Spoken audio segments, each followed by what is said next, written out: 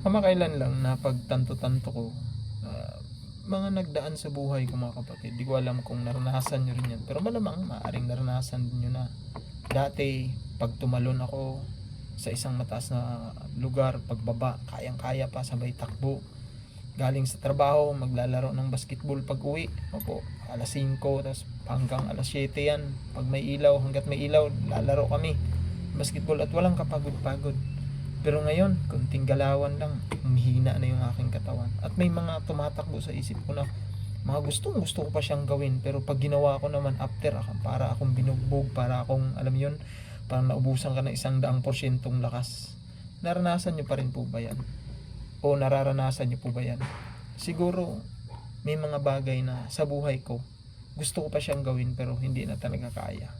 At yun nga, na-realize ko rin sa buhay ko na hindi na ako gaya ng dati. Kaya kailangan kong tanggapin at may mga bago akong i-adapt sa buhay ko na ito na lang yung kaya ko.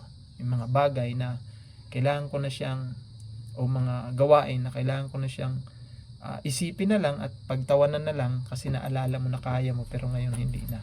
Na kailangan kong mag-adapt ng panibagong mga kakayanan na kung saan ito ay applicable sa aking edad o sa buhay kong ito. Yun lamang po. God bless po mga kapatid. Mag-iingat po kayo. I hope na makakapulutan niyo po ito ng aral. Bye-bye.